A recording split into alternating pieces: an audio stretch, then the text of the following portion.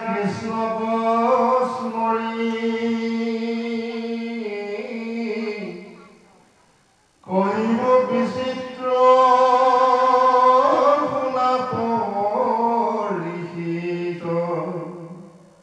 কৃষ্ণ কথা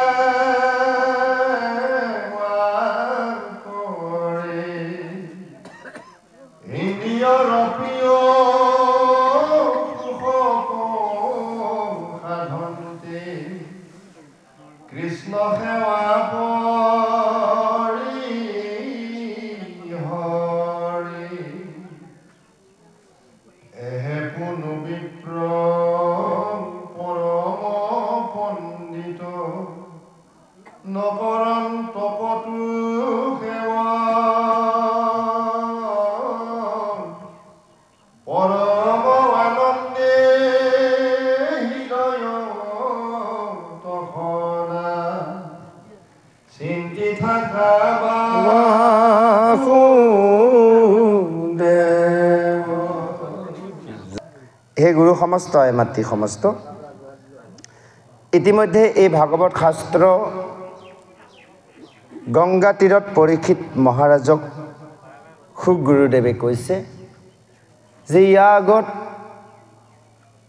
প্ৰভু ভগৱন্তৰ কিছু লীলাৰ বৰ্ণন কৰিলে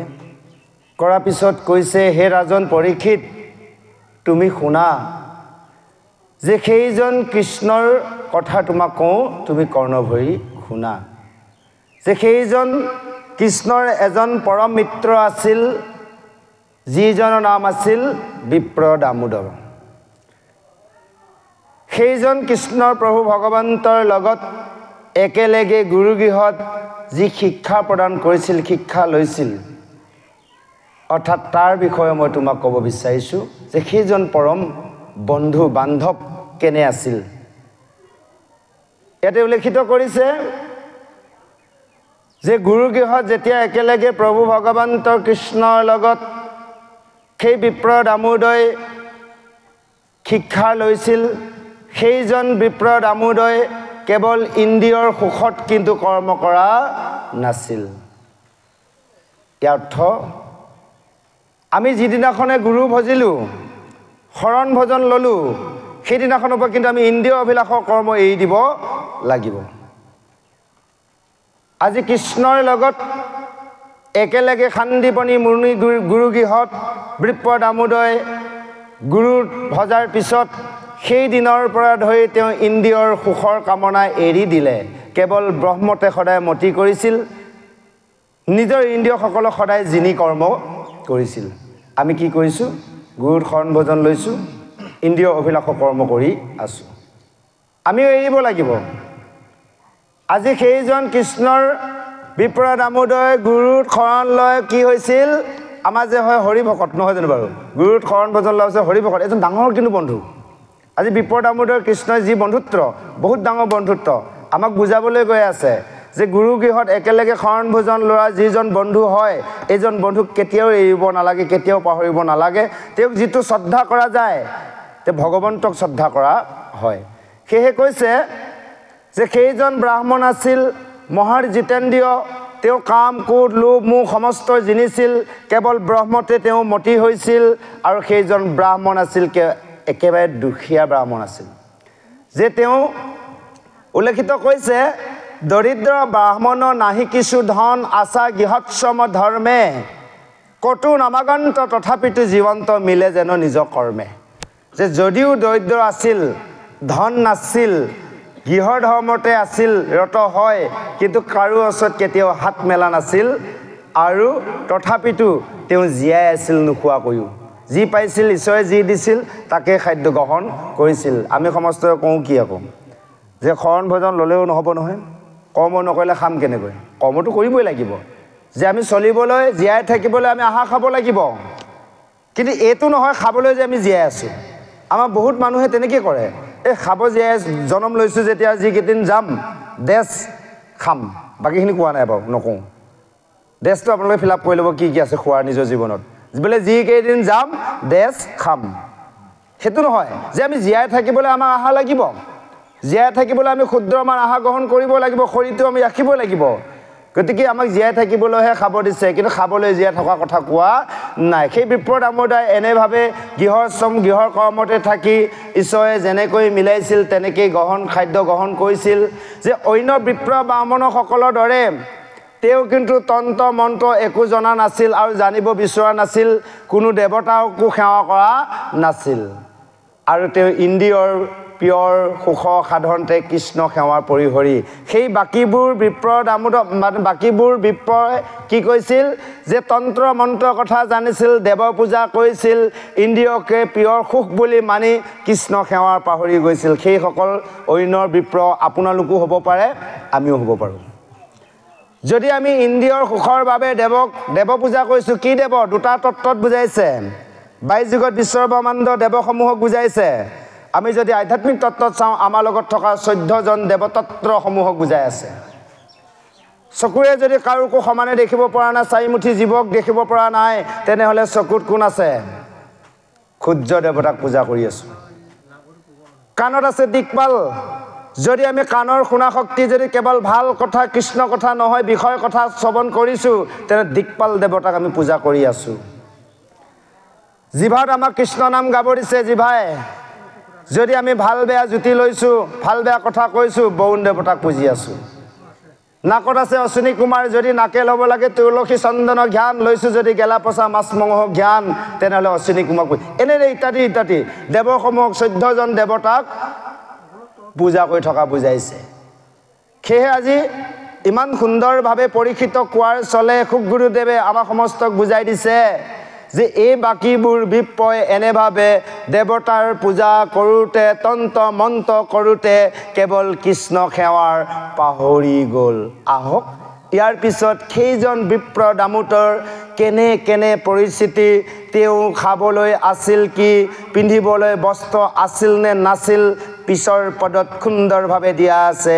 আহক আমি শ্ৰৱণ কৰোঁ জয় কৃষ্ণ ৰাম কুৎসিত বসন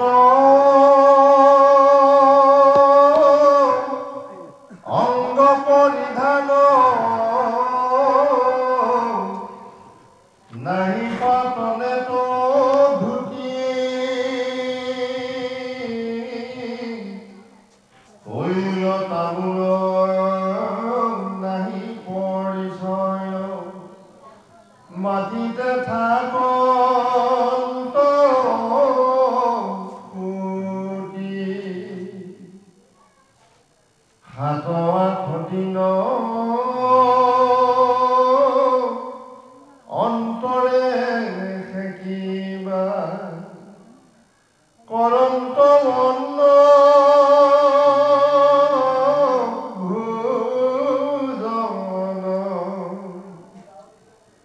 আপোন ইচ্ছায়ে মিলে যে বেটাক নকৰা তাক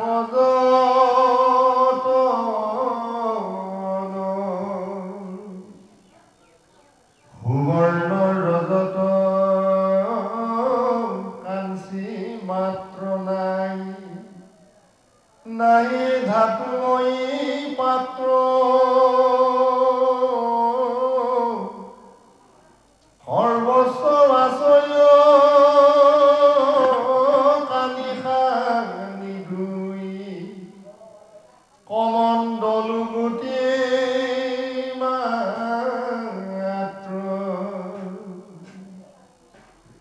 হেনয় দৰিদ্ৰ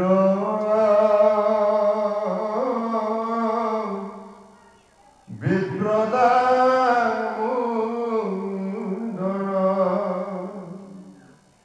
মহাদীৰ্ঘ ধৈৰ্য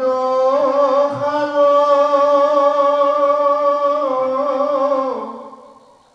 লোকে দেখই দুখ তান মই হাতুষ মনত আছে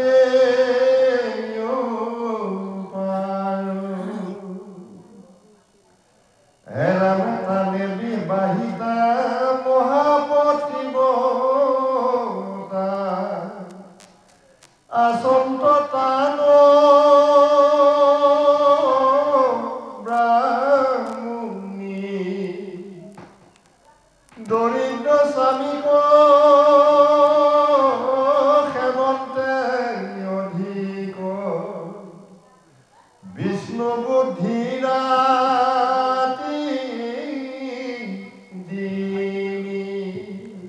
শৰীৰৰ সোধা সদায় নখন্দে কিষ ভৈল সবে কায়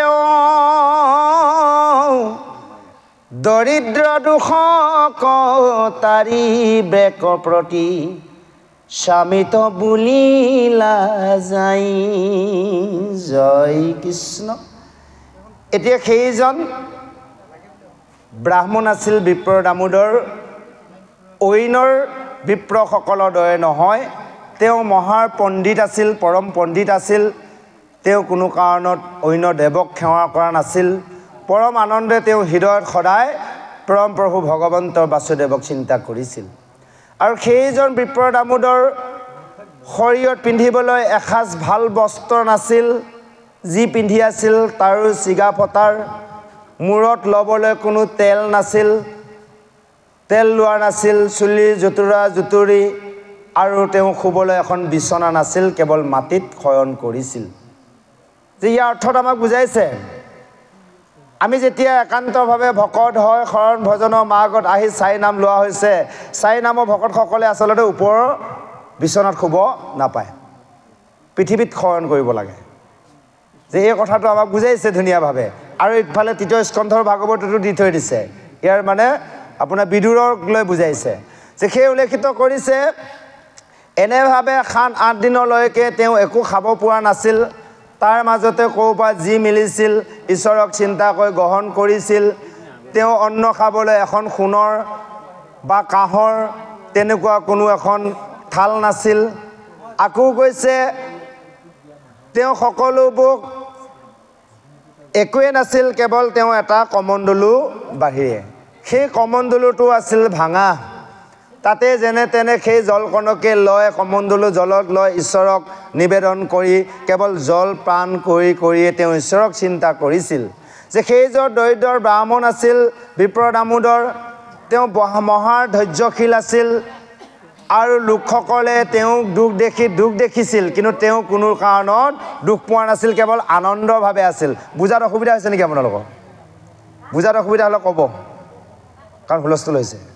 ভাগৱতৰ অনুষ্ঠানত একদম হুলস্থুল হ'ব নালাগে আৰু আমি সেৱকীসকলক আহ্বান জনাম চাহ তামোল দিয়াৰ ব্যৱস্থাটো ভিতৰত কৰিব ইয়াত নকৰিব ভাগৱতৰ এলাউড নাই ভাগৱতে লিখিছে কিন্তু চাহ তামোল কিন্তু এই স্থানত নহয় বাহিৰত কৰিব যা হওক যে এনেভাৱে কৈছে অন্য লোকসকলে বিপ্ৰ দামোদৰ দুখ দেখিছিল কিন্তু বিপ্ৰ দামোদৰে নিজক কেতিয়াও দুখ বুলি অনুভৱ কৰা নাছিল সদায় তেওঁ মনত আনন্দৰ সুখে আছিল আৰু সেইজন বিপ্ৰ দামোদৰ যিগৰাকী ভাইজা আছিল যিগৰাকী ব্ৰাহ্মণীক বিয়া পাতিছিল মহাপতিব্ৰতা আছিল আৰু সেইগৰাকী ব্ৰাহ্মণী ইমান প্ৰতিব্ৰতা আছিল আমাৰ আইসকল হ'লে কি ক'ব জানে এই অইনে যে ধন ইনকাম কৰিছে আমাক কি কৰিব নোৱাৰে নেকি অইনে অমুক কৈছে তমুক কৈছে কোনোবাই যদি 2 নম্বৰ কৰি আনিছে তাকে ক'ব সেইসকলে ইমান ধৰণৰ দিছে আপুনি নোৱাৰে নেকি বুলি ক'ব আচলতে নহয় সেইগৰাকী ব্ৰাহ্মণীৰ দৰে আমাৰ প্ৰতিগৰাকী আই হ'ব লাগিব আৰু সেই বিপ্ৰ দামোদৰে আমি প্ৰতিজন ভক্ত হ'ব লাগিব সেয়ে কৈছে সেইগৰাকী ব্ৰাহ্মণীয়ে সদায় নিজৰ স্বামীক সেৱা কৰি কৰি যে দিনে ৰাতিয়ে সদায় বিষ্ণু বুদ্ধি নিজৰ স্বামীক ভগৱান জ্ঞান কৰিছিল আৰু শৰীৰৰ যি ভোক পিয়াহ থাকিলেও তেওঁলোকে সেইটো উপলব্ধি কৰা নাছিল আমি দিনটোত যদি ভালদৰে এসাঁজ খাব নাপাওঁ আমি দুখ কষ্ট অনুভৱ কৰোঁ এতিয়া সেই দুখ দেখি এদিনাখন সেইগৰাকী ভাইজাই এতিয়া নিজৰ স্বামী বিপ্ৰ দামোদৰক ক'বলৈ আগবাঢ়িছে কি বা কয়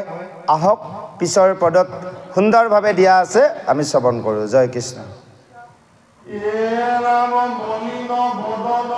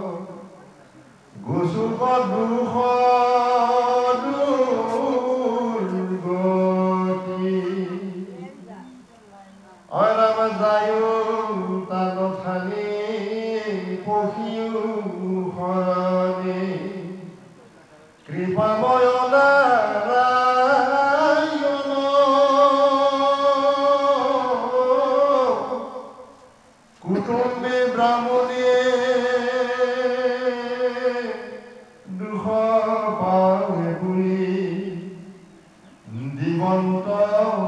বিশ্ব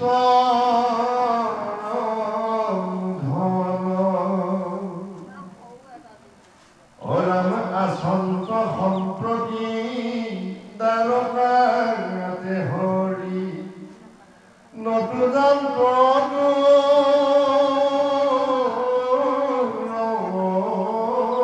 দেখ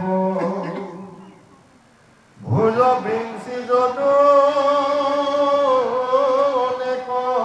বংশৰ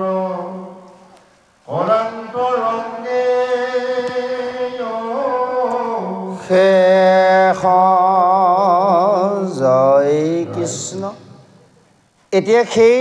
বিপ্ৰ দামোদৰ যি দুখ,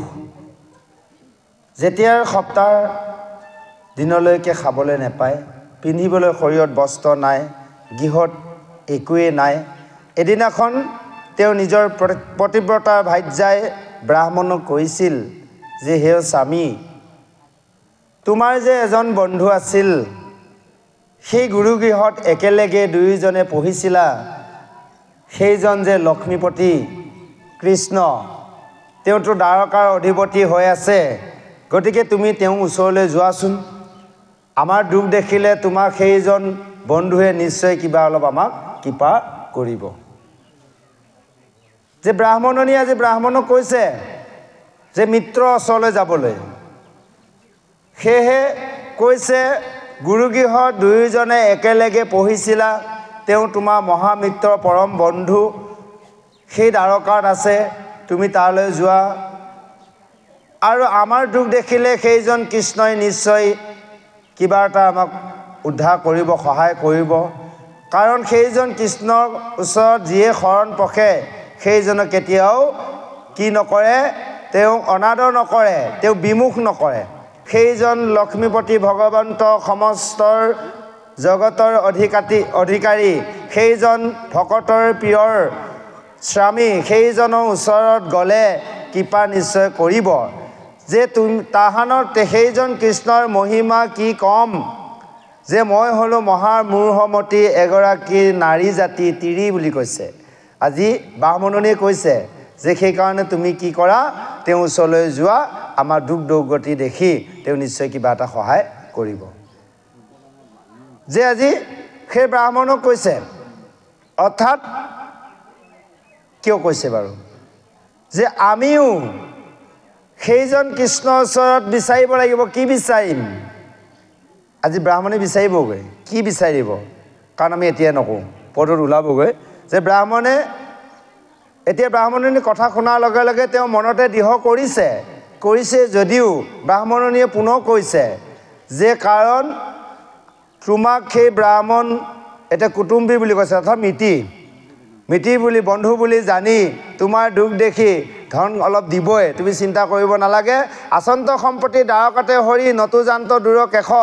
ভুজবিঞ্চি যদু অনেক বংশৰ কৰান্ত ৰংগে অশেষ। সেইজন দ্বাৰকাত থাকি বিঞ্চি যদু বংশসকলক তেওঁ আনন্দ মনে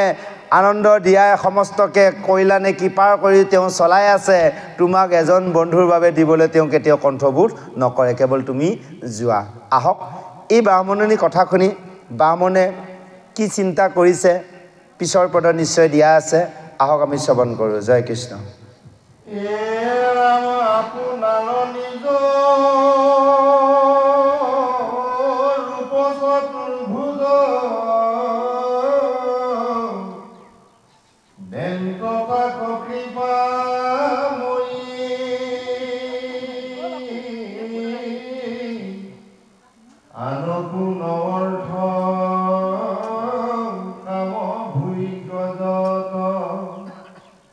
মায়াময় কল্প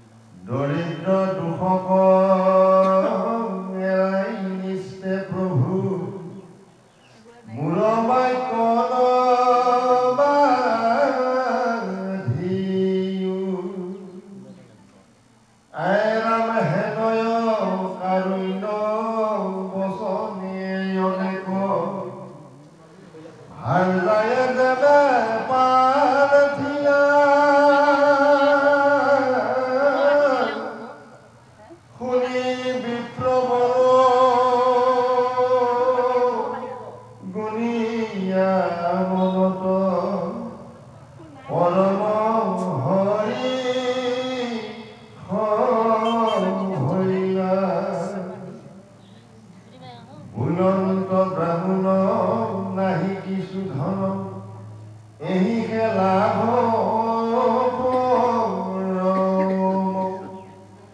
উত্তম শ্লোক কৃষ্ণক দেখিব সফল হইব জনম আৰামে এহি হিত চিন্তি চলি বাকপতি কৰিলা দৃঢ় লোক হাৰজাক বুলন্ত শুনিও কল্যাণী চলিব মিত্ৰ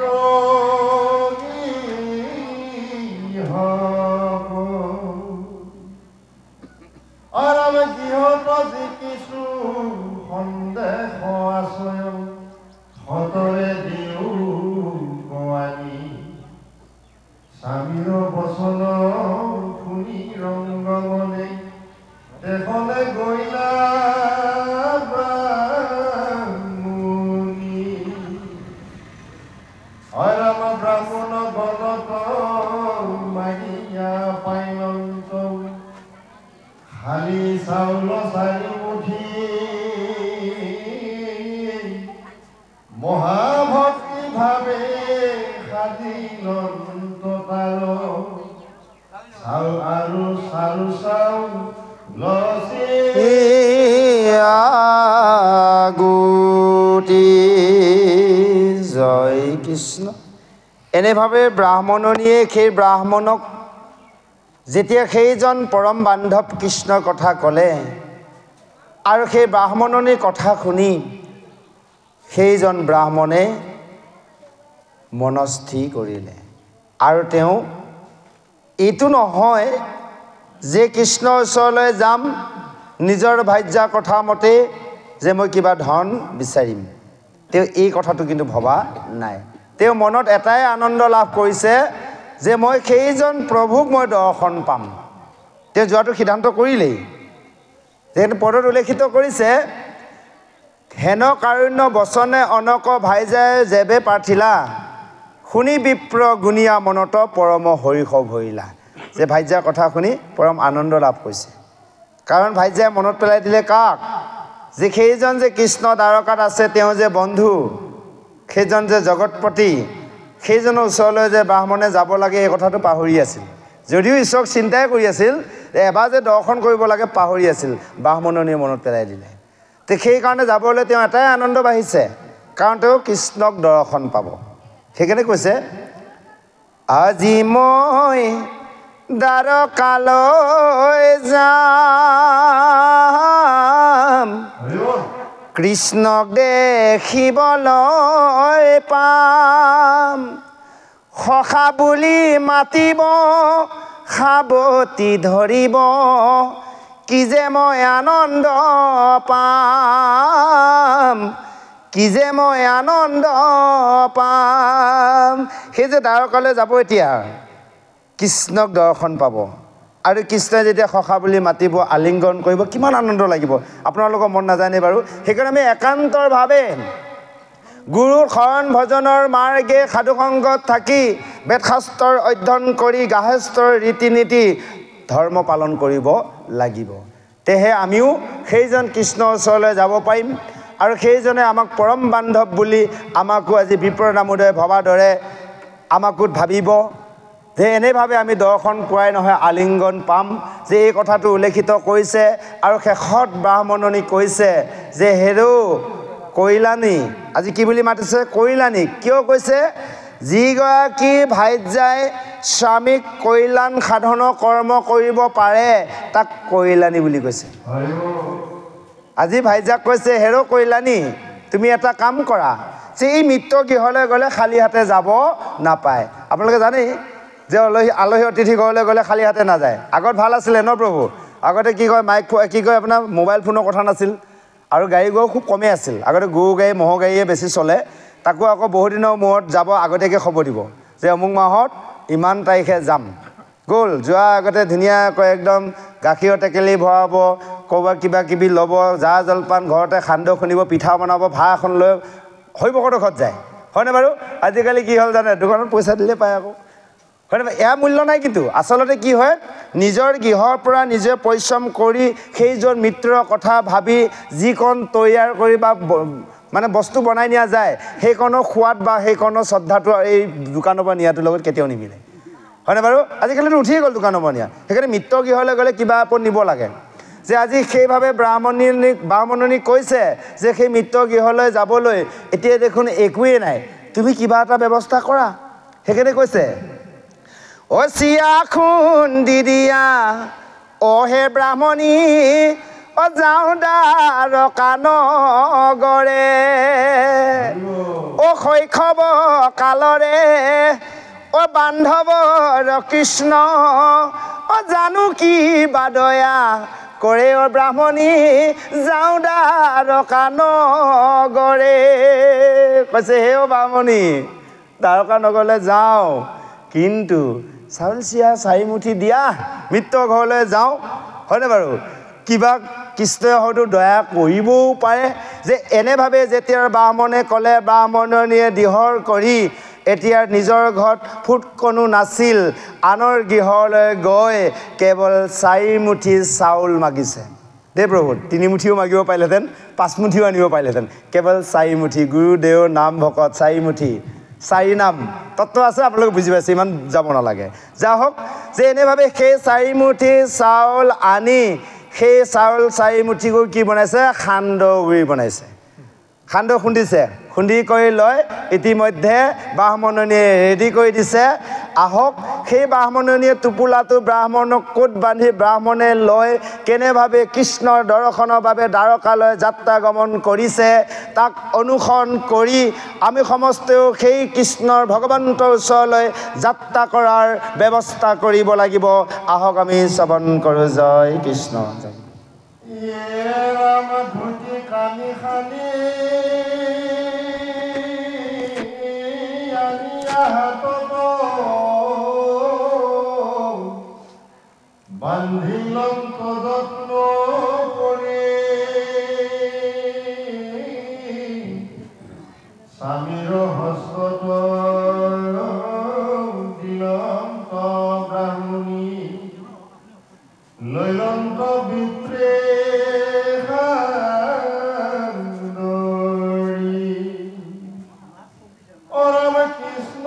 কুমৰী যাত্ৰা কৰিলন্ত দ্বাৰকা দেশক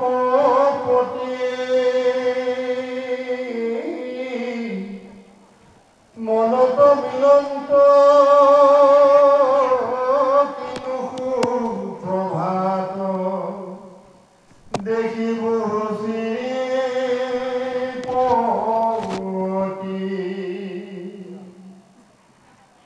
কৃষ্ণ দৰ্শন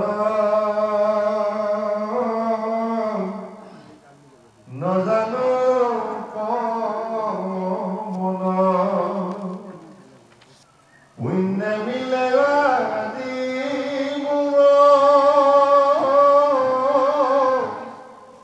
এই শুনিবনে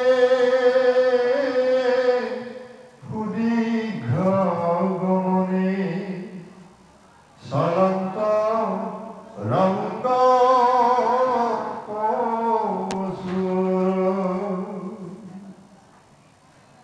ৰাম শুনা সামাজিক লোক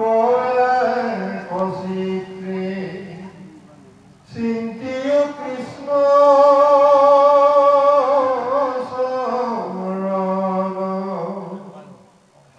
কৃষ্ণ বিনয়ন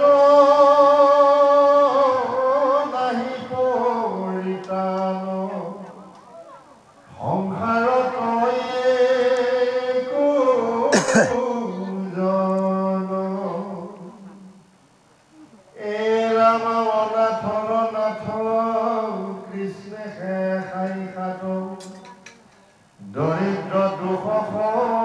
হাৰি এক ভক্তি মনে ভজে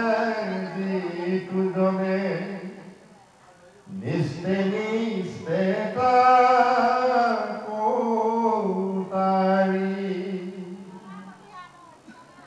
এৰাব নাহি তাৰ সুখ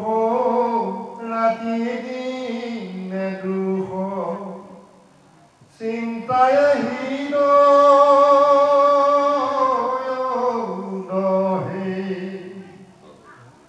নুবুজি দুৰ্জন জনতা নসেৱা তেজে বিষয়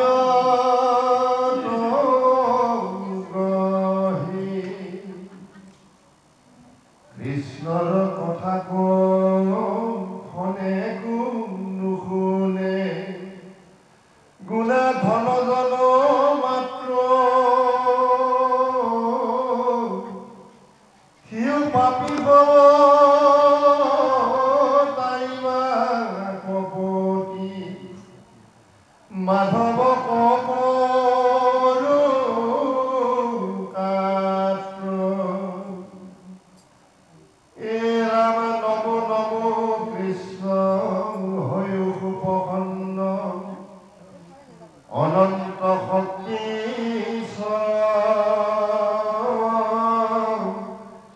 তোমাৰ চৰিত্ৰ অৰ্মিত শুনিতে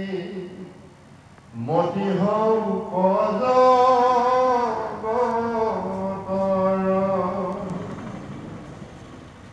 এৰাম কৈৰ ধন জন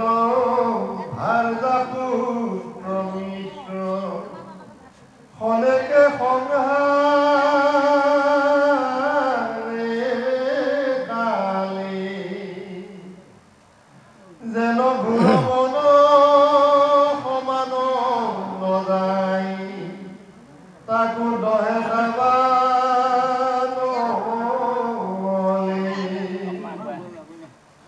অৰাম হেন জানি আকৌ কৃষ্ণৰ কথা শুনা মান কৰ্মচাৰী কহে কৃষ্ণ গতি অনন্ত কণ্ডলী নিৰন্তৰে বোলা হৰি হৰি ৰাম ৰাম ৰাম জয় কৃষ্ণ। এতিয়া সেই ব্ৰাহ্মণনীয়ে চাউল চাৰি মুঠি খুন্দি সান্দহ গুৰি কৰি এখন ধুতিৰ অৰ্থাৎ চেলেঙৰ কাপোৰতে বান্ধি সুন্দৰভাৱে এটা টোপোলা কৰি নিজৰ স্বামী ব্ৰাহ্মণক দিছে। আৰু সেই ব্ৰাহ্মণে সেই চাউল চিৰা চাৰি মুঠি লৈ কৃষ্ণক স্মৰণ কৰি যাত্ৰা আৰম্ভ কৰিলে দ্বাৰকালৈ বুলি। আৰু তেওঁ মনত কেৱল এটাই আনন্দ যে মই আজি গৈ সেইজন কৃষ্ণক জগতপতিক মই আজি দৰ্শন পাম। কৃষ্ণৰ দৰ্শনে তেওঁ মনত অপাৰ আনন্দই আগবাঢ়ি গৈছে, ভাবিছে আজি মোৰ দৰ্শনতে কৃষ্ণক দৰ্শনতে মোৰ পুণ্য উপাৰ্জন হ'ব। এনে কথা ভাবি ভাবি আগবাঢ়ি গৈ আছে। দ্বাৰকালৈ অকণমান দূৰ আছে বাৰু, গৈ থাকক পাবগৈ। তাৰ শেষতে এতিয়া কি কৈছে, দ্বাৰকালৈ সেই বিপদ আমোদক পঠিয়াই দি আজি অনন্ত কণ্ডলীয়ে আমাক আকৌ এইখিনিতে উপদেশ অলপ দিছে। তাৰ সময় লাগিবতো, সেইকাৰণে ইমান তৎমুহূৰ্তত নাপাবগৈ। যা হওক, এতিয়া এই যে আপোনাৰ যিটো অধ্যায়ৰ যি মূল সাৰ মৰ্মৰ কথাখিনি উপদেশত থাকে। আমি অধ্যায়টোত কিবা বুজিলোঁ নুবুজিলোঁ ডাঙৰ কথা নহয়, কিন্তু যিকণ উপদেশ দিছে এইকণ আমি যদি খুব গুৰুত্বৰভাৱে শুনো বা পঢ়োঁ তেতিয়াহ'লে আমি তাৰ গোটেই সাৰ মৰ্মৰ কথাখিনি জানিম। অধ্যায়টোৱে কি বুজালে আমাক বা কি কৰিবলৈ শিকাইছে। সেয়ে আজি অনন্ত কণ্ডলীয়ে কৈছে, হে সামাজিক লোক সমস্ত, একৰ চিতে, চিত শব্দ হৈছে হৃদয়, হৃদয়খন এক কৃষ্ণক নিবেদন কৰি কৃষ্ণৰ চৰণ চিন্তা কৰা। আমাৰ হৃদয় যুগলত কৃষ্ণৰ চৰণ যুগল আমি ধাৰণ কৰিব লাগিব হৃদয়ত। আমি সেইজন কৃষ্ণক হৃদয়ত ৰাখিব পাৰিব লাগিব। যদি আমাৰ হৃদয়খন একেঠিয়ে নাথাকে, কৃষ্ণ সেই চৰণ যুগল আমাৰ হৃদয়ত কেতিয়াও থাকিব নোৱাৰে সেইকাৰণে আমি ভাগৱত শাস্ত্ৰ শ্ৰৱণ কীৰ্তনৰ মাধ্যমত সাধু সংগৰ একত্ৰিত হ'লে একে নিচাপে হৃদয় মন প্ৰাণ হৃদয় ভগৱন্তক নিবেদন কৰি নিশ্চলে থাকি আমি ভগৱন্তৰ গুণনাম শ্ৰৱণ কীৰ্তন কৰিব লাগে নহ'লে কি হ'ব সেই হৃদয়ৰ পৰা যদি ভগৱন্ত আঁতৰি যায় চৰণ আঁতৰি যায় আমাৰ পদে পদে বিপদ হয় সেইকাৰণে আমি হৃদয়খনক বৃন্দাবন তুল্য কৰিব লাগিব ভগৱন্তক তাত আমি সেই চৰণ যুগল ৰাখি ভগৱন্তক ভ্ৰমণ কৰাব পাৰিব লাগিব সেইকাৰণে কৈছে আমাৰে হিয়াখন হ'বনে কি বৃন্দাবন তাতে কৃষ্ণই চৰাবনে ধেনু কালিন্দী তীৰতে কদম ডালতে বজাই খুললিতৰ বেনু এই আমাৰ হৃদয়খন বৃন্দাবন দৰে ৰাখিব পাৰিব লাগিব তেহে সেইজন ভগৱন্তই পাৱে ধ্বজৰ বজৰ জব অংকুশ পঞ্চ চিহ্ন চৰণ দুখানি এই হৃদয়ত যেতিয়াৰ খোজ পেলাই থাকিব এনেই আমাৰ আনন্দ থাকিব আৰু আমাৰ বিপদ বিঘিনি হ'ব নোৱাৰে আজি সেইজন বিপ্ৰ দামোদৰে এনেভাৱে সেইজন কৃষ্ণক হৃদয় ধাৰণ কৰিছে সেইকাৰণে কৈছে কৃষ্ণৰ কথা শুনোতে চিত মন প্ৰাণ এক কৰি কৃষ্ণৰ চৰণ চিন্তা কৰিবা আৰু কৃষ্ণৰ ব্যতিৰেকে এই সংসাৰত কোনেও টান কৰোতা নাই ধন জন পুত্ৰ ভাৰ্যে কাকো তাৰিব নোৱাৰে কেৱল কৃষ্ণ নামেহে কৃষ্ণ প্ৰভু ভগৱন্তহে তাৰিব পাৰিব সেইকাৰণে কৈছে অনাথৰ নাথ কৃষ্ণ সাক্ষাৎ দৰিদ্ৰ দুখ সংহাৰী সেইজন অনাথৰ নাথ আৰু দুখ দুৰ্গতি দূৰ কৰোঁতা সেইজনে কৃষ্ণ সাক্ষাৎ তেওঁৱে সকলো কৰাব পাৰে অন্যবোৰে কোনেও দুখ দুৰ্গতি নাশ কৰিব নোৱাৰে এক ভক্তি মনে ভজে যিটোজনে নিস্তে নিস্তে তাকো তাৰি যিজনে এক মন এক প্ৰাণ হয় এক শৰণ এক কৃষ্ণ শৰণ লয় সেইজনক কোনো বিপদ বিঘিনি নোহোৱাকৈ ভগৱন্তই তাৰি লৈ যায় সেইকাৰণে যিজনৰ দিনে ৰাতিয়ে হৃদয়ত সুখ নাই সেইকেইজন হৈছে কেৱল বিষয় সুখক বিচাৰে আৰু কি কয় কৃষ্ণ কথা কোনো কাৰণত নুশুনে কেৱল ধন জনতে লাগি থাকে সেইজনে হৈছে মহাপাপী সেইজনো যদি মাধৱক প্ৰভু কৃষ্ণক এক ক্ষণ মাত্ৰক যদি শ্ৰদ্ধায়ে এক কৃষ্ণক ভজনা কৰে সিও তৰি যাব পাৰে এতিয়া আমাক বুজাইছে আমি বিষয়ত আছোঁ ধন জনৰ লগত লাগি আছোঁ পুত্ৰ ভাইজাৰ লগত কিন্তু আমি তৰিব নোৱাৰিম এনেকৈ থাকিলে সেইকাৰণে কৈছে আমি এইবোৰ পৰি হৰি বাদ দি নেওচি ত্যাগ দি কেৱল আমি এক কৃষ্ণক বিষয়টো থাকিবই ন আই মাতৃসকল বা সমস্ত কিন্তু এই যে একত্ৰিত হৈছোঁ সাধু সংগ এইখিনি সময়ত কিন্তু আমি বিষয় আনিব নালাগিব ইয়াত সেইকাৰণে আমি অকণমান আগত ক'লোঁ ভাগৱতে সিদ্ধান্ত দি থৈছে ইয়াতে যদি চাহ উলিয়াই দিয়ে খেলি মেলি হৈ যাবগৈ তামোল যদি কোনোবা ওচৰত এজনীয়ে চুবাই আছে আই এজনীয়ে ওচৰত চোৱাৰ লগে লগে একান্তভাৱে শ্ৰৱণ কৰে তামোলখনত গ'ল মনটো হয়নে বাৰু সেইকাৰণে ব্যৱস্থাটো লাগিবই খাবই লাগিব দুজন চাৰিজনকৈ ভিতৰত নি নি টিপতে কৈ থাকিলে হ'ল গম নোপোৱাকৈ গতিকে এইকাৰণে ভাগৱতে সিদ্ধান্ত দিছে যে এক কৃষ্ণ নাম আমি ল'ব লাগিব কাৰণ এয়া হ'লে দ্বিতীয় বৈকুণ্ঠ সদৃশ ইয়াত যদি এয়া আমাৰ হৈছে কি জানে চিত পৰীক্ষা ইয়াত যদি আমি একান্তভাৱে থাকি ঈশ্বৰক ভজিব নোৱাৰোঁ ঈশ্বৰৰ কথা শুনিব নোৱাৰোঁ সাধু সংগ কৰিব নোৱাৰোঁ তেতিয়াহ'লে বৈকুণ্ঠত ডাইৰেক্ট ফেইল কৰিছে টিকেট নাপামেই আমি তাততো কেৱল কৃষ্ণৰ কথাই চলি থাকিব তাত খোৱা বোৱা ভোক পিয়াহ একোৱেই নাই দুখ সুখৰ কথাই নাই গম পাইছেনে গতিকে আমি সেই বৈকুণ্ঠত যাব লগা হ'লে এয়া আমাৰ ৰিহাৰ্চেল মঞ্চ আখৰা কৰি আছোঁ ইয়াতে যদি আমাৰ ধৈৰ্য নাই অকণমান সময় থকা তাত পাৰিমনে কেতিয়াও নোৱাৰিম গতিকে আমি অভ্যাস কৰিব লাগিব কৰ্ণপথে স অভ্যাসে ন আৰু আমি গাৰ্হস্থ্য ধৰ্মত থাকি যেতিয়া আমি গুৰু সেৱা কৰোঁ সেইখিনি সময়তো কিন্তু এটাই ব্যৱস্থা কৰিব লাগিব এক কৃষ্ণকে আমি চিন্তা কৰিব লাগিব আৰু গৃহখনকো আমি কি কৰিব লাগিব আপোনালোক সমস্তই যেতিয়া প্ৰভুসকলে গুৰু গৃহত সোমায় পৰিয়ালটিক সেইখিনি সময়ত গুৰু গৃহত সেৱা কৰাৰ ব্যৱস্থা কৰাব লাগিব এটা পৰিৱেশ বনাই ল'ব লাগিব আমি কাৰণ কিয় কৈছে শাস্ত্ৰই কৈছে যে আপুনি মই ভকত হ'লে নহ'ব আপুনি ভকত হ'লে নহ'ব যদি আমি ইন্দ্ৰিয় বৰ্গৰ লগতে পৰিয়ালক ভকতি লাইনলৈ আনিব নোৱাৰোঁ তাৰ প্ৰত্যুত্তৰ প্ৰমাণ আপোনাৰ তৃতীয় স্কন্ধৰ কপিল দেৱহতী আখ্যানত কালৰ প্ৰভাৱত দিয়া আছে কালৰ গতিত কি হ'ব এদিন আমি কান্দি কান্দি বিদায় ল'ব লাগিব হাঁহি হাঁহি যাব নোৱাৰিম আমি যদি এই সংসাৰখনৰ পৰা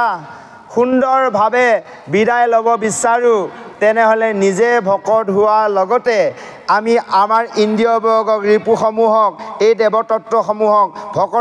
ভগৱন্তৰ চৰণত নিবেদন কৰি নিজৰ পৰিয়ালটিক পুত্ৰ ভাইজা নাতিৰ পুতি সমস্তজনক ভক্তি লাইনলৈ অনা ব্যৱস্থা কৰিব লাগিব কাৰণ আপুনি মই ডাঙৰ ভকত হ'লে একো লাভ নাই একো লাভেই নাই কাৰণ নোৱাৰোৱে তৰিবলৈ কাৰণ গোটেইসকলক মায়াতে ৰাখি থৈ দিছোঁ গতিকে সেইসকলক দেখাৰ লগে লগে তাৰ আহিব তৃতীয় স্কন্ধ আৰু চতুৰ্থ স্কন্ধ পঞ্চম স্কন্ধ জয়ভৰত আৰু পুৰঞ্জনা এইখানাত আহি যাব গতিকে সেইসকলক ভকত বনাই ল'লে কি ক'ব বোলে দেউতা অন্তিম সময়ত বোলে মা চিন্তা কৰিব নালাগে ঈশ্বৰৰ নাম লোৱা পাৰিলে দুটা কীৰ্তন গাই নহ'লে দুফাকি ঘোষা গাই শুনাব কাম দিব যদি সুধি থাকে তৃতীয় স্কন্ধৰ দৰে বোলে দেউতা ক'ৰবাত ধন পাব লগা আছিল নেকি হয়নে বাৰু LICটো নমিনী কাক দিয়া আছিলে এই ক'ৰবাত যদি সুধি থাকে তে আপোনাৰ গতিটো ক'লৈ হ'ব হয়নে বাৰু সেইকাৰণে আমি ভকত নিজে হোৱাৰ লগতে পৰিয়ালক বনাব লাগিব তেতিয়া আমি যোৱা সময়ত আনন্দ মানে বিদায় ল'ব পাৰিম নহ'লে কান্দি কান্দি যাব লাগিব সেইকাৰণে কৈছে মনুষ্য জনম লৈ লবা বিদায়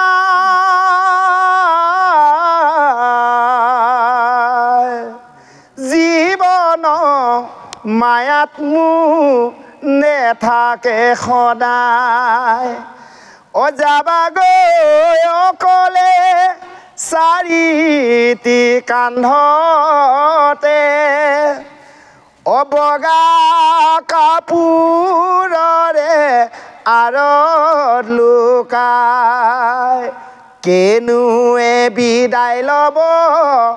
হাঁহি হাঁহি কেনুৱে বিদায় ল'ব কান্দি কান্দি জীৱন মায়াত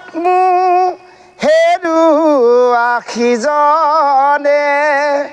কান্দিব ক'লে ভাগ্যক ধিয়াই যদি আমি ভকত বনাই ল'ব পাৰোঁ পৰিয়ালক হাঁহি হাঁহি বিদায় ল'ব পাৰিম আমি ব্যৱস্থা অলপ কৰি আছোঁ আপোনালোকৰ যদি আশীৰ্বাদ থাকে ভগৱন্তৰ কৃপা থাকে আমি তেনেভাৱে পাৰিম বুলি আশা ৰাখিছোঁ যাক আমি প্ৰতিজনে বনাব লাগিব প্ৰতিজনে বনাব নহ'লে আপুনি অন্তিম সময়ত আপোনালোক আমি সমস্ত কান্দি কান্দি যাব লাগিব আপুনিহে ভাবিব অকণমান ঈশ্বৰক চিন্তা কৰোঁ দিব বিষয়ৰ কথা আনি আপুনি ক'বহে নোৱাৰিব সেই সময়ত মাতিবহে নোৱাৰিব হয়নে বাৰু শয্যাতে পৰি থাকিব কিমান বিপদ হ'ব অন্তত যদি এজন ভাল ভকত পৰিয়ালত বনাই ল'ব পৰা যায় সকলোৱে তৰিব পৰা যাব আজি উপদেশত সেই কথাখিনিকে কৈছে কৃষ্ণ কথা নুশুনে ক্ষণকো নুশুনে গুণে ধন জনমাত্ৰ সিও মহা পাপী হ'ব তৰিবাক প্ৰতি মাধৱক কৰোঁ কাতৰ যদি সেই সংসাৰত কেৱল ধনজনত থকা গৈছিল যে এই সংসাৰৰ পৰা তৰিবৰ বাবে সেইজন প্ৰভু ভগৱন্তৰ মাধৱ কৃষ্ণক আমি কাতৰ কৰিব লাগিব হে প্ৰভু তোমাৰ মায়াৰ বশৱতী হয় গুৰু সেৱা কৰোঁতে কওক পুৱাৰ দুপৰীয়া গধূলি যে হে প্ৰভু তোমাৰ মায়া বশৱতী হয় গাহস্থ ধৰ্মত থাকি যিকণ বিষয় কৰ্ম কৰিলোঁ ইয়াতে যদি দুঘোৰ অপৰাধ হৈছে তুমি মোক ক্ষমা কৰি দিবা অ' প্ৰভু যাতে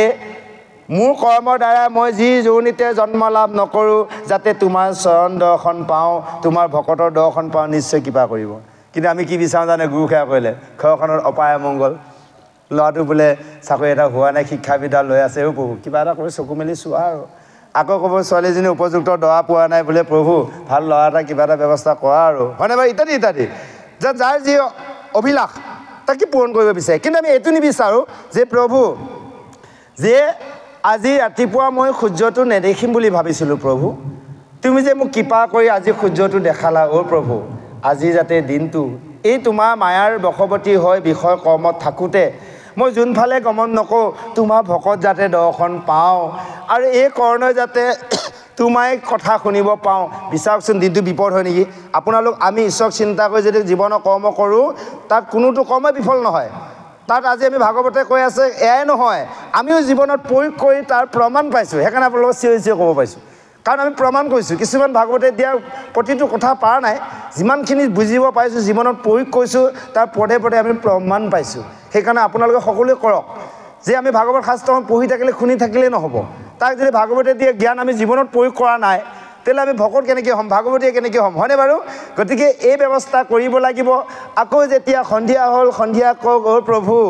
বোলে তোমাৰ মায়া বশৱতী হৈ দিনটোৰ বিষয় কৰ্ম কৰোঁতে যদি ক'ৰবাত দুখবোৰ অপৰাধ হৈছে তুমি ক্ষমা কৰিবা হে প্ৰভু। বোলে মই আৰু টোপনি সমান, এই ৰাতিটো যদি যাব লগা হয় যাতে তোমাকে দৰ্শন পাওঁ আৰু সপোনতো, দিয়কচোন বাৰু। সেইকাৰণে আমাৰ ভকতসকলে কেৱল ভগৱানক ভাগৱতকে দেখে। আমিতো আজিলৈ বিষয় সপোন একোৱে নেদেখা হ'লোঁ। দেখিলে ভগৱন্তকে পাওঁ সাক্ষাৎ, নহ'লে কেৱল ভাগৱতত কৃষ্ণ কথা, ভকত সেৱা, এইটোৱে। এনে গতি ভাৱে যদি আত্মা গুচি যায় বৈকুণ্ঠ, বিষয়ৰ সুখত গ'লে স্বৰ্গ, আৰু কেতিয়াবা ভয়ানক সপোন দেখা যায়। আগত দেখিছিলোঁ, এতিয়া নেদেখা হ'ল, আজি বহু বছৰ পৰা আমি সেইবোৰ সপোনে নেদেখোঁ। তে এই যে ভয়ানক সপোন দেখি যদি আত্মা গুচি গ'ল তেনেহ'লে নৰক যান্ত্ৰণা ভুগিব লাগিব। ইয়াত শাস্ত্ৰত জল পটপটকৈ দিছে। যা হওক, এনেভাৱে আমি ভগৱন্তৰ আৰাধনা কৰিব লাগিব। কাৰণ কৈছে লক্ষ্মীপতি ভগৱন্ত প্ৰসন্ন ভৰিলে দুৰ্লভ কিছু নাহি। যিজন লক্ষ্মীপতি ভগৱন্তই যদি সন্তুষ্ট আপোনাৰ মোৰ প্ৰতি হ'ল, কি লাগে আপোনাক? ঐশ্বৰ্য বিভূতি কি দিব তোমাক, আপুনি লক্ষ্মীৰ প্ৰতি কিবা স্তুতি নতি কৰিব তোমাক, যাৰ ভাজ্যা সৰস্বতী, যিজনে সমস্ত অধিকাৰী। লক্ষীয়ে যদি নাযাওঁ বুলি কয়, প্ৰভুৱে কয় বোলে যোৱা যোৱা বুলি ক'লে যাবই লাগিব, হয়নে বাৰু? প্ৰভুজনে যদি কয় আইগৰাকীক এই অমুক হ'লে নাযাবা, আপোনাৰ কথা মানি দিব, নাযায়, হয়নে বাৰু? যিজনে প্ৰভুক নবজে লক্ষীক দায় ক'ব এই সেইখন গৃহত তুমি একেবাৰে প্ৰৱেশ নকৰিবা। যিখন গৃহত কৃষ্ণ সেৱা নচলে, কৃষ্ণ শ্ৰদ্ধা নাই, আদৰ নাই, যিখন গৃহত সদায় হাই হুলস্থুল, সেইখন গৃহত লক্ষী কেতিয়াও নাথাকে। যিখন গৃহত পুৱা আৰু সন্ধিয়াৰ ঈশ্বৰৰ কৰ্ম চলে, সেইখন গৃহত সুখ শান্তি আছে, সেইখন গৃহত লক্ষী আছে। এই ব্যৱস্থা আমি কৰিব লাগিব। সেয়েহে শেষত উপদেশত কৈছে কয় ধনৰ জন ভাইজা পুত্ৰ মিত্ৰ, ক্ষণেকে সংসাৰে কালে, যেন ঘূৰ বন সমান নাযায় দহো দহে দাবা নলে। যেনেকৈ ঘূৰ অৰণ্যত যদি অগ্নি সংযোগ কৰি দিয়া যায়, এটা মেচ খাতি প্ৰয়োজন, অগ্নি জ্বলাই দিয়াৰ লগে লগে সমস্ত কেঁচা শুকান নাবাচে দহি পেলাব, তদনুৰূপ এয়া ধন জন ভাইজা পুত্ৰ মিত্ৰ, এই ক্ষণেকে অকণমান সময়হে নিমিষতে নাগ হ'ব। কাৰণ আপোনালোক আমি যোৱা সময়ত কাকো নিব নোৱাৰোঁ। যিজন পুত্ৰক নিজৰ আপোন বুলি ভবা গৈছিল, সেইজনে এদিন মুখত জুই লগাই দিব, নিদিব নেকি মৰণৰ সময়ত, হয়নে বাৰু? সেইকাৰণে কৈছে পুত্ৰক চিনিবা বিবাহৰ পিছত, ভাইজাক চিনিবা বৃদ্ধৰ কালত, হয়নে? যেতিয়া আমি বৃদ্ধ অৱস্থালৈ আহিছে, আপোনালোকে গম পাইছে, আইগৰাকীয়ে কেতিয়াবা অকণমান অনাদৰ কৰিব বিচাৰে, এই বুঢ়াটো যি কয় কৈ থাক বুলি ক'ব, হয়নে নহয়? গতিকে পুত্ৰসকলে এজনী অনাৰ পিছত পাহৰিলেই।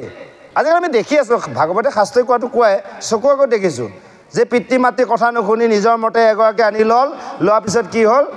বেলেগ বোলে। বহুতে কয় এই প্ৰভু কি হ'ব, ল'ৰাটো এগৰাকী আনিলে বোৱাৰীজনী ভাল নহয়, দিব বোৱাৰীজনীক দুখ, নিজৰ ল'ৰাটো দুখ দিয়ে, এইটো নিদিয়ে। কিন্তু বোৱাৰীজনী বেয়া, সেইকাৰণে বোৱাৰীজনী মতে চলে। নহয়, ল'ৰাক আমি ভাল কৰি লোৱা নাই। ল'ৰাক যদি আগতে ভাল কৰি ল'লোহেঁতেন আপোনাৰ মোৰ মতে বিয়া কৰালেহেঁতেন,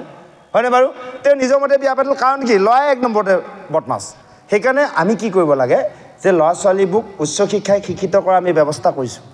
কিন্তু কথা ল'ৰা ছোৱালীক যে আমি আধ্যাত্মিক তত্ত্ব জ্ঞান দিব লাগে এই কিন্তু ব্যৱস্থা কৰা নাই। এই আধ্যাত্মিক তত্ত্ব জ্ঞান কিন্তু স্কুল কলেজত নাপায়। আমি প্ৰতিজন পিতৃ মাতৃ গাৰ্জেনে আমি আধ্যাত্মিক তত্ত্ব জ্ঞান দিব লাগিব ল'ৰা ছোৱালীক। এই ব্যৱস্থাটো যদি নকৰোঁ তেনেহ'লে সেই প্ৰতিজন ল'ৰা ছোৱালীয়ে পিতৃ মাতৃক অৱমাননা কৰিবই। কাৰণ আমি দেখি আছোঁ, শাস্ত্ৰত প্ৰমাণ পাইছোঁ। সেইকাৰণে আমি জীৱনত ভাগৱত শাস্ত্ৰৰ পাঠ পঢ়িছিলোঁ মাত্ৰ 5 বছৰ, আৰু এই ভাগ কৰিবলৈ আৰম্ভ কৰিছোঁ 3 বছৰ ৰানিং। আমি দুটাৰ চুলুকত ভয় খাই পেলাই ভক্তি লাইনলৈ আহিছিলোঁ। প্ৰথমে ভাগৱতখন পঢ়িছিলোঁ, এই ভাগৱত পঢ়িলে বোলে আৰু মনৰ অভিলাষবিলাক পূৰণ হয়। ভাবিছোঁ দুখীয়া হৈ জন্ম ল'লোঁ, ক'ৰবাত কিছুকে ধনী হ'ব পাৰোঁ, কিবা আছে নেকি। যেতিয়া ভাগৱত প্ৰথম স্কন্ধ বা দ্বিতীয় স্কন্ধ অকলে পঢ়া আৰম্ভ কৰিলোঁ, অকলে পাগলৰ দৰে কান্দিও থাকোঁ, হাঁহিও থাকোঁ যে কৰিব লাগে কি কৰি আছোঁ, কি বুজি পাই গ'লোঁ। তাৰপৰা দেখিলোঁগৈ নহয় মই ভকত হ'লেও নহ'ব, মই ইন্দ্ৰিয় ভোগক বনোৱাৰ লগতে মই পৰিয়ালক ভকত বনাব লাগিব। এই ব্যৱস্থাটো আহিল। কাৰণ কৈছে যাৰ পুত্ৰ সবে হৰিত শৰণলৈ হৰি গুণ গাঁৱে শুদ্ধভাৱে, দধি দুগ্ধ ঘিত মধু নদীয় জলকপিয়া পিতৃগণে ত্ৰিপিটিক পাৱে। যদি পুত্ৰ ভকত হ'ল তেতিয়াহ'লে আমি বা শান্তি পাম।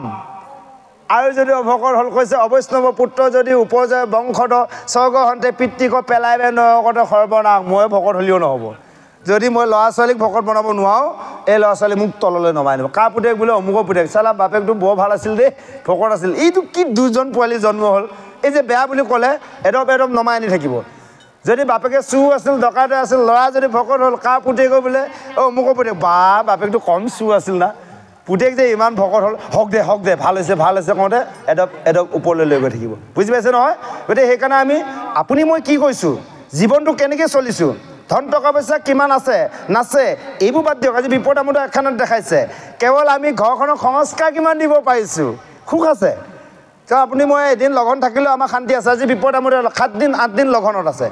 জল পান কৰি আছে শান্তি আছে বেলেগে দুখ দেখি আছে কিন্তু তেওঁলোকে আনন্দত আছে এতিয়া বেলেগৰ এসোবা ঐশ্বৰ্য বিভূতি দেখি আমি তাত বিচাৰিলে নহ'ব কাৰণ আমি আটাইতকৈ ডাঙৰ ধন পাইছোঁ নাম ধন কত ভাগ্যৱন্ত আমি সেইকাৰণে কৈছে এনেভাৱে কি কৰা এই কথাখিনি জানি কৃষ্ণৰ কথা সকলোৱে কৰ্ম কৰিলেও কৃষ্ণৰ নামত কৰা এই কথাখিনিয়ে কয় অনন্ত কণ্ডলীয়ে নিজেও কৃষ্ণৰ নাম লয় আমাৰ সমস্তকো ল'বলৈ আগবঢ়াইছে আহক সেইজন বিপ্ৰ দামোদৰ ইতিমধ্যে দ্বাৰকালৈ গমন কৰিছে কিছু ৰাস্তা আগবাঢ়ি গ'ল কিমান দূৰ পাইছে বাৰু আমি প্ৰভুজনৰ দ্বাৰাই অকণমান খবৰটো লওঁ জয় কৃষ্ণ আহক